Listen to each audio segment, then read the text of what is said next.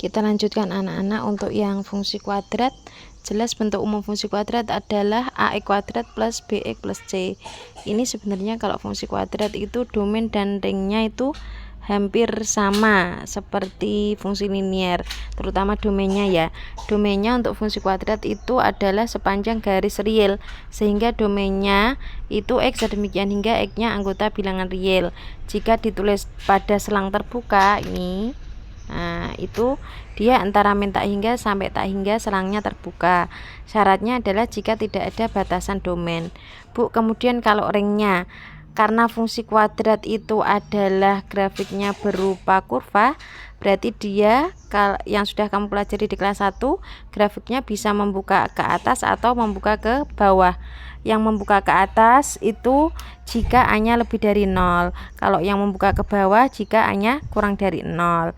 Kalau grafik fungsi kuadrat itu lebih dari A-nya lebih dari 0 atau grafiknya itu membuka ke atas, maka nanti ringnya adalah ini Y sedemikian hingga Y-nya lebih dari sama dengan Y minimal. Karena kalau membuka ke atas, titik puncaknya di sini adalah titik puncak untuk nilai minimal. Kemudian jika A-nya kurang dari 0 atau A-nya negatif, dia kan membuka ke bawah. Maka puncaknya ini itu berarti kan dia nilai maksimal. Maka jelas ringnya Y sedemikian hingga Y-nya kurang dari sama dengan Y maksimal. Cara mencari Y minimal atau Y maksimal bisa dicari dengan min D per 4A ya. D itu diskriminan. Rumusnya diskriminan adalah B kuadrat min 4AC. B-nya dari mana, Bu? A-nya dari mana, Bu? C-nya dari mana? Dari ini, dari bentuk umum. Begitu ya. Selanjutnya kita lanjutkan dengan contohnya. Contoh pertama, tentukan domain dan ring dari fungsi fx sama dengan x kuadrat min 5x plus 6 ini.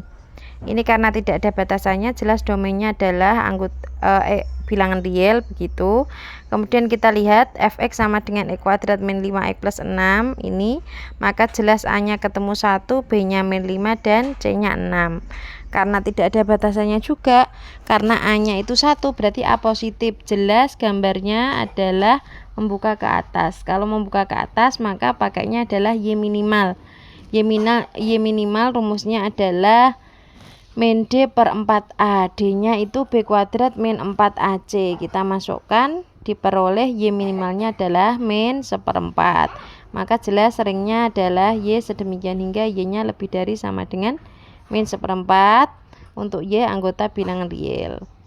Kemudian untuk contoh yang kedua, itu kita punya fx sama dengan x kuadrat min 1 ini ya, x kuadrat min 1, dimana ada batasannya yaitu x-nya harus lebih dari sama dengan 0, berarti x negatif tidak boleh.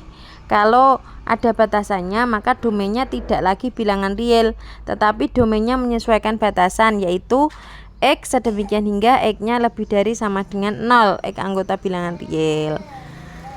Kemudian untuk mencari ringnya, Bu, kalau ringnya bagaimana, Bu? Jika ada batasannya maka kita harus cek posisi dulu ya, apakah batasannya itu dia melalui titik puncak atau tidak.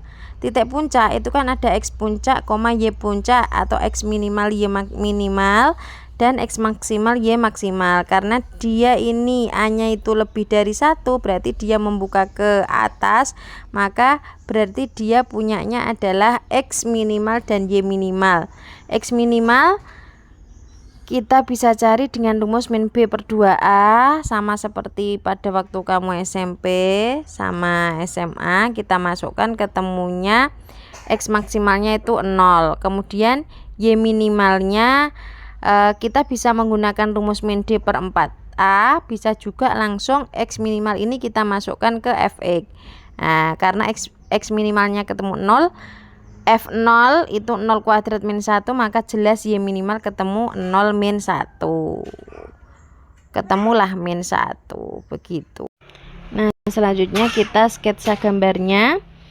Kalau gambar yang di sini itu dia tidak ada batasannya, yang sebelah kiri, yang sebelah kanan ada batasannya. Nah, batasnya adalah x-nya lebih dari sama dengan 0. Bu, itu kenapa gambar grafiknya mulai dari Y yang di bawahnya sumbu E? Karena tadi ketemunya X min, Y min adalah 0, min 1, maka disesuaikan. Jelas? Karena batasan domainnya itu melalui titik puncak, maka ring F-nya Y sedemikian hingga Y-nya lebih dari sama dengan min 1. Kenapa? Karena dia punyanya adalah titik minimal, begitu. Kemudian kita lanjut ke fungsi rasional. Anak-anak, kalau fungsi rasional itu bahasa biasanya adalah pecahan. Maka apabila kamu ketemu fungsi yang bentuknya pecahan, berarti ada pembilang, ada penyebut, itu namanya fungsi rasional. Jelas kalau kita punya fungsi rasional atau pecahan, itu penyebutnya tidak boleh 0. Kalau bentuk umumnya fx sama dengan px per qx, maka penyebutnya kan qx-nya tidak boleh 0, begitu. Hanya begitu saja. Contoh, tentukan domain dari fx sama dengan x plus 1 per x min 3. Yang kita perhatikan hanya penyebutnya. Penyebutnya itu berupa apa? Coba, kan x min 3. Nah, syaratnya itu penyebut jelas tidak boleh 0, maka x min 3 tidak boleh 0. Kalau x min 3 tidak boleh 0, maka x-nya tidak boleh 3. Sehingga bisa dicari bahwa domain F sama dengan x sedemikian hingga x-nya tidak boleh sama dengan 3. Begitu. Kemudian setelah itu kita lanjutkan yang terakhir adalah fungsi irasional. Kalau rasional tadi pecahan, sekarang irasional itu bentuk akar. Maka bentuk umumnya fx itu sama dengan akar dari px.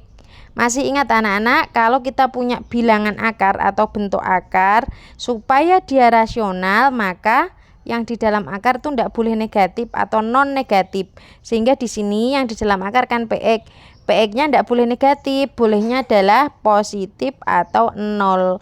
Kenapa, Bu? Kalau akar dari bilangan negatif nantinya imajiner, dia tidak real. Misalnya akar negatif 1, itu dia imajiner, ya. Dia imajiner. Nah, ini dia bukan anggota bilangan real. Karena semestanya SMA itu bilangan real, maka jelas PX-nya harus lebih dari sama dengan 0. Contoh, tentukan domain dari ini fx sama dengan akar x kuadrat min 3x min 4. Yang di dalam akar syaratnya tidak boleh negatif, maka dia harus ini lihat lebih dari sama dengan 0. Caranya bagaimana, Bu? Kita faktorkan terlebih dahulu. X kuadrat min 3x min 4 kita faktorkan, ketemunya x min 4 dikalikan x plus 1, tandanya masih lebih dari sama dengan 0. Kemudian kita mencari pembuat 0. Pembuat 0 itu kita samakan dengan 0. Sama dengan 0. Maka kita peroleh x min 4 dikalikan x plus 1 itu sama dengan 0. Kita cari biasa pembuat 0-nya. Kita peroleh x min 4 sama dengan 0. Berarti x-nya sama dengan 4. Atau x plus 1 sama dengan 0. Berarti x-nya sama dengan min 1. Setelah itu kita uji titik. Kita tempatkan karena kita punya 2x.